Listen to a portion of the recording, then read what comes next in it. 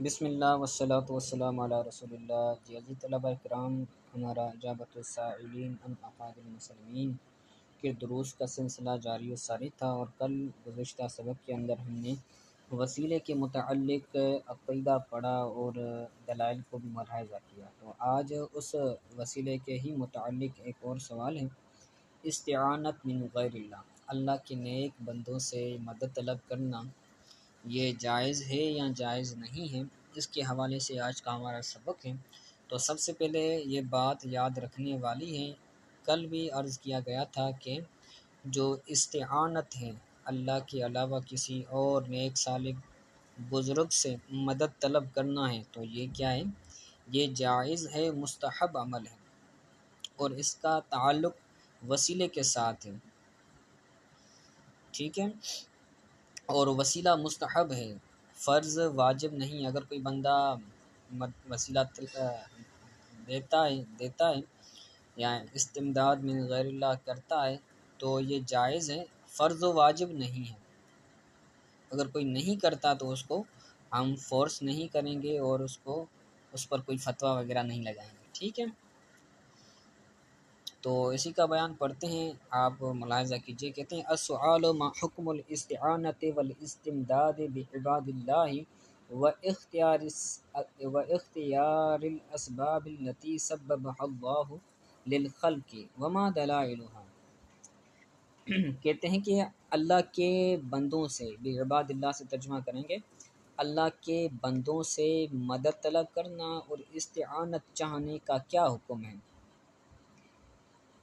اللہ کے بندوں سے یعنی اللہ کے نیک بندوں سے مدد طلب کرنا یا استعانت چاہنے کا کیا حکم ہے؟ تو یہاں پر یہ بات بھی یاد رکھنے والی ہے کہ استعانت اور استمداد، ان دونوں میں فرق کیا ہے؟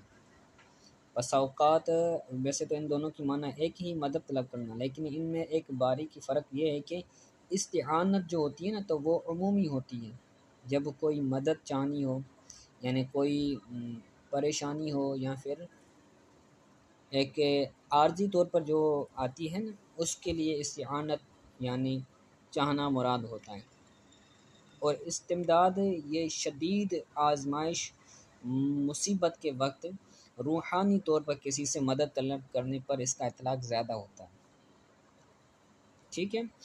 تو استعانت یہ عون سے ہے، عون کہتے ہیں مدد چاہنا، عین واو اور نون،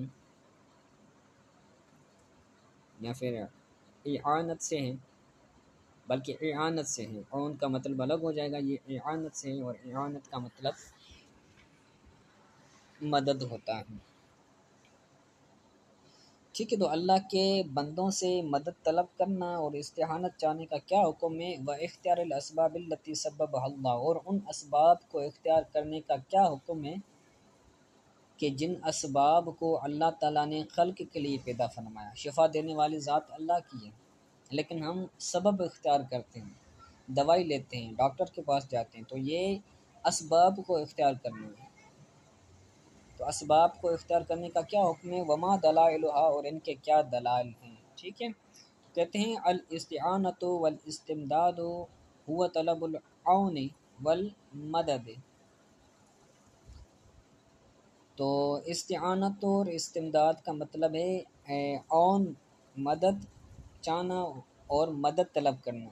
عون کا مطلب بھی ہے مدد ہے، قوت، مدد، یہ دونوں ہم معنی ہیں، تو مدد طلب کرنا دونوں کا مطلب ہے۔ فالعالم وذواتہ کلھا یستعین باللہ حقیقتاً فی کل حین وعان۔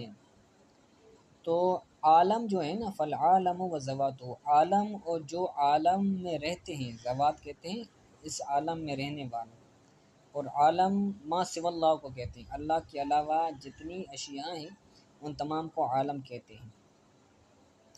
تو عالم اور عالم والے یہ تمام اللہ تعالیٰ سے مدد طلب کرتے ہیں، یستعین باللہ حقیقتاً اللہ سے ہی مدد طلب کرتے ہیں، فی کل حین ہر وقت، وآن ہر لمحہ، ہر وقت ہر لمحہ وہ اللہ ہی سے مدد طلب کرتے ہیں، کیونکہ لأن الکل محتاج الی اللہ تعالی وقائم بإقامت اللہ ایاہ، کیونکہ ہر چیز اللہ کی ذات کی طرف محتاج ہے، اور وہ چیز اللہ کے قائم کرنے ہی سے قائم ہے، یعنی اللہ نے اس چیز کو قائم کیا ہے، اس چیز کو بقا دی ہے، تو اس وجہ سے وہ قائم ہے۔ ٹھیک ہے، وَمِن سُنَّةِ اللَّهِ إِقَامَةُ الْعَالَمِ وَمَدَدُهُ وَإِعَانَتُهُ بِسَبَبٍ مِّنَ الْأَسْبَابِ الَّتِي خَلَقَهَا اللَّهُ هُوَ بِنَفْسِهِ وَمِن سُنَّةِ اللَّهِ إِقَامَةُ الْعَالَمِ وَمَدَدُهُ وَإِعَانَتُهُ بِسَبَبٍ مِّنَ الْأَسْبَابِ الَّتِي خَلَقَهَا اللَّهُ هُوَ بِنَفْسِهِ۔ ٹھیک ہے، تو کہتے ہیں کہ اور اللہ کا جو طریقہ ہے عالم کو قائم کرنے اور عالم کی مدد کرنے اور اعانت کرنے میں، جو اللہ تعالیٰ کا طریقہ ہے وہ ان اسباب میں سے ایک سبب ہے جس کو اللہ تعالیٰ نے بذات خود پیدا فرمایا ہے۔ عالم کو پیدا کرنا، عالم کی مدد کرنا اور اعانت کرنا، یہ ان اسباب میں سے ایک سبب ہے جن کو اللہ تعالیٰ نے بذات خود پیدا فرمایا۔ اللہ تعالیٰ نے کائنات پیدا فرمائی تو وہ بھی کسی سبب سے پیدا فرمائی۔ عالم کے اندر جو لوگ رہتے ہیں، بچہ آتا ہے تو بچہ بھی ماں کے پیٹ میں ایسے ہی تو نہیں آ جاتا، سبب ہے، شوہر اور میاں بیوی کے میلاب سے وہ بچہ پیدا ہوتا ہے، تو اسباب کی بنیاد پر یہ عالم چل رہا ہے، تو سبب اختیار کرنے میں کوئی مذائقہ نہیں ہے۔ وَنَحْنُ كَمَا نُؤْمِنُ بِأَنَّ اللَّهَ هُوَ الْمُسْتَعَانُ الْحَقِيقِيُّ الْوَاحِدُ، ہمارا یہ گمان ہے، وَنَحْنُ اور ہم جس طرح ایمان رکھتے ہیں، وَنَحْنُ كَمَا نُؤْمِنُ اور ہم جیسے ایمان رکھتے ہیں کہ اللہ تعالیٰ وہ حقیقی مددگار ہے، وہ اکیلا ہی حقیقی مددگار ہے، اللہ کے سوا کوئی مددگار نہیں ہے، وہ حقیقی اکیلا مددگار ہے۔ نؤمن، اسی طرح ہم ایمان رکھتے ہیں کہ ان اللہ هو الخالق لاسباب التي بها قوام العالم، اسی طرح ہم یہ بھی عقیدہ رکھتے ہیں، ہم یہ بھی ایمان رکھتے ہیں کہ اللہ تعالیٰ ان تمام اسباب کا خالق ہے کہ جن اسباب کے ذریعے عالم قائم ہے۔ ہم ایمان رکھتے ہیں، اسی طرح ہم ایمان رکھتے ہیں کہ اللہ تعالیٰ ان تمام اسباب کا خالق ہے جن اسباب کے ذریعے عالم قائم ہے، عالم کا قیام ہے۔ وما ہوا موجود فیہ حتی یأتی امر اللہ بفنائہ، تو وہ موجود نہ ہو اس میں، یعنی عالم کا قیام نہ ہو، دنیا کا، کائنات کا قیام نہ ہو، حتیٰ کہ اللہ تعالیٰ کا اس کو فنا کرنے کا حکم آ جائے۔ جب اللہ کا حکم آئے گا دنیا کو، عالم کو فنا کرنے کا، تو دنیا فنا ہو جائے گی۔ تو یہ ہمارا عقیدہ اور نظریہ ہے۔ حقیقی خالق، حقیقی مالک، حقیقی مددگار اللہ کی ذات ہے، لیکن اللہ نے اپنے نیک بندوں کو، صالح بندوں کو یہ طاقت اور قوت دی ہے کہ وہ دوسروں کی مدد کر سکتے ہیں۔ ٹھیک ہے، والمسلم حینما استعان و استمد بخلق من مخلوق اللہ، تو مسلمان جب، حینما یعنی جب، جس وقت، استعانت طلب کرتا ہے یا مدد چاہتا ہے اللہ کی مخلوق میں سے کسی خلق سے، کسی بندے سے، فإنما يستعین ويستمد بعد ایمان، تو وہ مدد و استعانت طلب کرتا ہے اور وہ مدد طلب کرتا ہے یہ ایمان لانے کے بعد کہ بأن اللہ هو المستعان المالک مالک الخالق الحقیقی، یہ ایمان رکھنے کے بعد وہ مدد طلب کرتا ہے، استعانت طلب کرتا ہے کہ اللہ تعالیٰ مددگار ہے۔ مستعان کا تعلق حقیقی کے ساتھ ہے، حقیقی مددگار اللہ کی ذات ہے۔ المالک الحقیقی، حقیقی مالک اللہ کی ذات ہے۔ الخالق الحقیقی، حقیقی خالق اللہ کی ذات ہے۔ ٹھیک ہے، تو حقیقی کا تعلق ان تینوں کے ساتھ ہے، المستعان، المالک، الخالق۔ ٹھیک ہے، تو جب بھی بندہ غیر اللہ سے، اللہ کی مخلوق سے مدد چاہتا ہے تو اس وقت بندے کا ایمان یہ ہوتا ہے کہ حقیقی خالق مالک اللہ کی ذات ہے۔ اگر کوئی بندہ بغیر یہ عقیدہ رکھے کہ بھئی مدد اللہ کی طرف سے نہیں ہوتی، وہ جو غوث اعظم جیلانی رحمۃ اللہ تعالیٰ علیہ یا نیک صالح بندے ہیں تو وہ اپنی طرف سے خود مدد کرتے ہیں، اگر اللہ تعالیٰ نہ بھی چاہے تو وہ مدد کریں گے، تو ایسا عقیدہ رکھنے والا بندہ دائرہ اسلام سے خارج ہو جائے گا اور کافر ہو جائے گا، کیونکہ وہ مشرک ہو جائے گا۔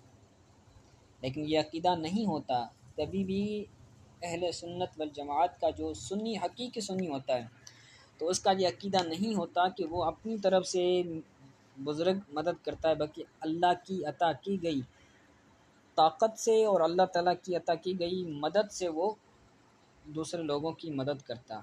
مدد اللہ ہی کی ہوتی ہے، لیکن سبب وہ بندہ بنتا ہے، وہ بزرگ بنتا ہے۔